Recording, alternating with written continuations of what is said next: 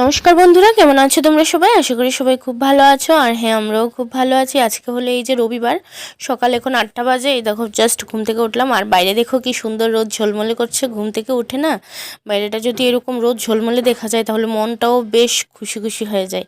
কারণ কুয়াশাচ্ছন্ন আকাশ দিন থাকলে মানে ভালো লাগে না দেখতে। আর যাদের ঘরে ছোট বাচ্চা আছে তাদের তো একদমই ভালো লাগে না, কারণ রোজ মেয়ের কিছু না কিছু কাঁচা ধোয়া করতে হয়। তো কুয়াশাচ্ছন্ন থাকলে সেগুলো তো শুকানোর নামও নেয় না। তো ঘুম থেকে উঠে যদি দেখে যে বাইরে রৌদ্র ঝলমলে আছে তাহলে বেশ মনটা খুশি খুশি হয়ে যায়। তো খুশি খুশির সাথে সাথে সমস্ত কাজকর্মগুলিও খুশি খুশিভাবেই করা যায়। তো এই যে দেখো, ঘুম থেকে উঠলাম, উঠে বাইরেটা দেখলাম রোদ ঝলমলে। তো আজকে রোদ ঝলমলে দেখেই প্ল্যান করে নিয়েছি যে আজকে এই বিছানাটা বেডশিট বালিশের কভার টভারগুলো একটু কাঁচা ধোয়া করবো। রোদ ঝলমলে দেখেই প্ল্যান করে নিয়েছি। তারপর ল্যাপটাও অনেক দিন ধরে রৌদ্র দেওয়া হচ্ছে না, তো ভাবলাম ল্যাপটাও আজকে একটু রৌদ্র দেবো, কারণ বাইরে রৌদ্র আছে, ভালো রোদ ঝলমলে করছে। তো এই দেখো ঝটপট চলে আসলাম আগে বিছানাটা গুছানোর জন্য। ফ্রেশন আপ হয়নি, এখনও হব, কিন্তু আগে বিছানাটা গুছিয়ে নিই। তারপর বিছানাটা বেডশিট টেডশিট চেঞ্জ করে একদম কাচার জন্য ভিজিয়ে দেব। ভিজিয়ে দিয়ে তারপর ফ্রেশন আপ হয়ে চাটা সব কিছু খাবো। এই দেখো আবার ফার্স্টে বিছানাটাই ক্লিন করে নিচ্ছি, দেখতে থাকো তোমরা, আর পাশে থেকে পুরোটা দিন আমার।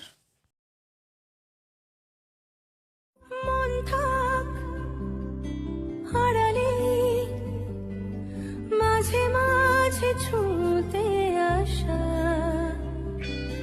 জানি হাত বাড়ালে ধরা দেবে ভালোবাসা। তুমি পথে চেনো, পাশে আছি জেনো, আমাকেও সঙ্গে নিলে থেকে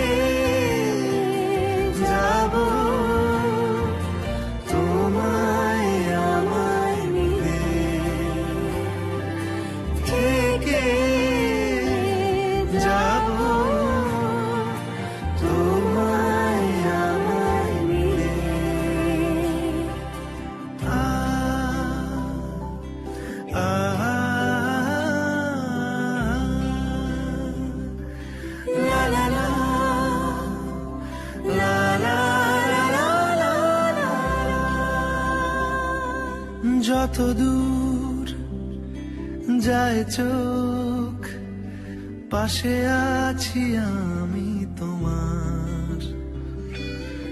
আজ নয় কাল হোক, কেটে যাবে অন্ধকার।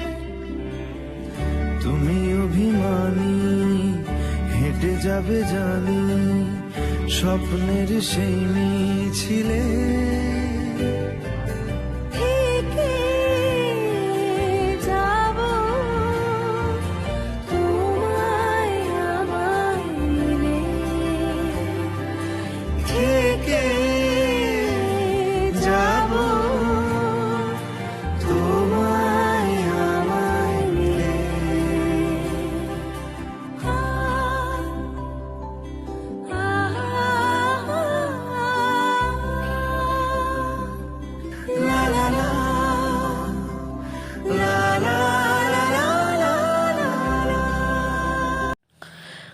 এই দেখো বন্ধুরা, আমার বিছানা গুছানো কমপ্লিট, মানে বেডশিট চেঞ্জ করে একদম বালিশের কভার টভার খুলে নিয়েছি, পুরো গুছিয়ে নিয়েছি। তারপর ল্যাপটাকেও বাইরে নিয়ে রোদ্রুতে দিয়ে দিয়েছি, আর বেডশিট বালিশের কভার সব কিছু ভিজিয়ে দিয়েছি।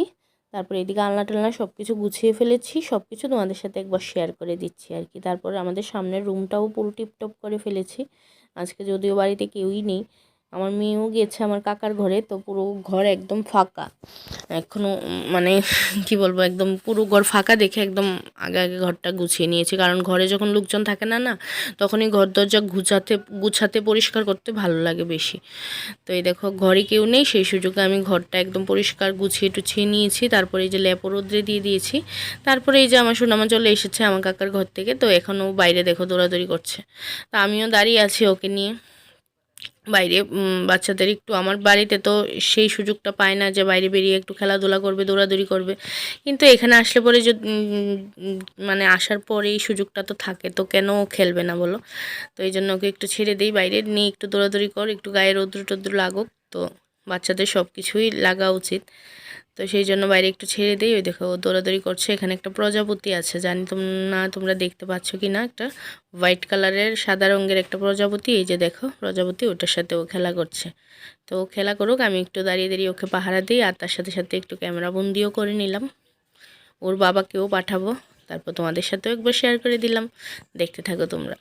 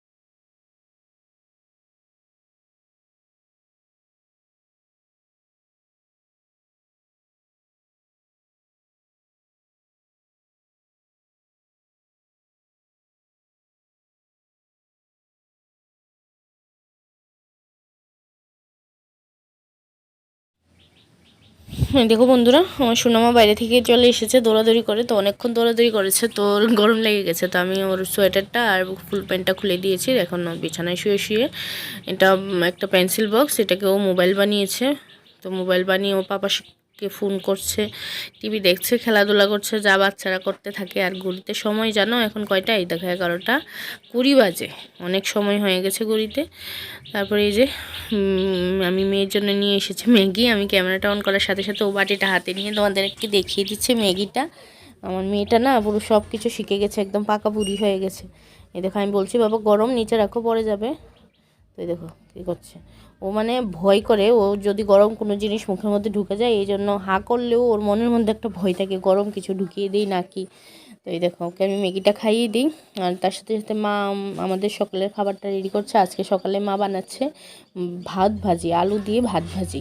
তো আজকে আমরা সকালবেলা ওইটাই খাবো, আর ওকে খাওয়াচ্ছি ম্যাগি। তো ওকে ম্যাগিটা খাইয়ে গিয়ে আমি আমার সকালের খাবারটা খাবো। এই দেখো সকালের খাবারটা আমি নিয়ে বসে গেছি। এই যে বাদাম টাদাম দিয়ে খুব সুন্দর করে ভাত ভাজি করেছে আলু দিয়ে। তো কি বলবো, ভাগ্যে যদি খাবারটা গরম গরম খাওয়া না থাকে না, সেটা কোনো দিনই হয় না। তো জাস্ট খাবারটা নিয়ে বসেছি, 2 চামচ মুখে দিয়েছি, সাথে সাথে ফোন আসলো, পার্সেল এসেছে। তো এই দেখো খাবারটা আবার ফেলে ছুটে গেলাম পার্সেল নেওয়ার জন্য। 3টে পার্সেল এসেছে। তো এই যে 3টে পার্সেল এসেছে, তো ছুটে গেলাম পার্সেলটা আনার জন্য। এই দেখো পার্সেল নিয়ে আসলাম। এই দেখো পার্সেল নিয়ে আসার পর মা বলছে পার্সেলটা আগে রাখ, রেখে খাবারটা আগে খা, ঠান্ডা হয়ে যাচ্ছে। তো পার্সেলটা রেখে আগে খাবারটা খেলাম, তারপর পার্সেলটা খুলে তোমাদের সাথে শেয়ার করে দিলাম। এটা হলো হেয়ার সিরাম এনেছি 2টো একসাথে কম্বো প্যাক। আর ওইটা হলো মামা আর্থের লিপস্টিক। তো ওই লিপস্টিক, মামা হাতের লিপস্টিকগুলো না ভীষণ ভালো লাগে আমার কাছে ইউজ করতে। তো আমি সবসময় মামা হাতের লিপস্টিকটা ইউজ করি। এমনি তো ক্রিম টিম সব কিছুই আমি মামা হাতের ইউজ করি। তো মানে ফেসের সব কিছু, হেয়ারের না, বডিরও না, ফেসের সব কিছু আমি মামা আর্থেরই ইউজ করি। এই দেখো লিপস্টিকটা বেশ ভালো, কালারটাও বেশ ভালো, যে কোনো জায়গাতে মানে ইউজ করা যায়, বাজারে গেলেও দেওয়া যায়, বিয়েবাড়িতে গেলেও দেওয়া যায়। আমার কাছে কালারটা ভীষণ ভালো লাগে, আমি সবসময় এই কালারটাই ইউজ করি। তো নিয়ে আসলাম। তার সাথে সাথে আরও একটা পার্সেল এসেছে। সেটা কি এসেছে সেটা এই মুহূর্তে তোমাদের দেখালাম না, পরে কোনো একটা সময় দেখাবো। তারপর পার্সেল টার্সেল খুলে দেখে এখানে চলে আসলাম গরম জল করার জন্য। আর আমার মাম্মামকে দিয়েছি চ্যবনপ্রাশ খাওয়ার জন্য। শীতকালে বাচ্চাদের চ্যবনপ্রাশ খাওয়াটা ভীষণ জরুরি, সর্দি কাশির হাত থেকে বাঁচা যায়। তো চ্যবনপ্রাশ দিয়েছি, আর এদিকে আমি গরম জল করছি। আর আমার মাম্মাম দেখো চ্যবনপ্রাশ খেয়ে এখানে গাড়ি দিয়ে খেলা করছে।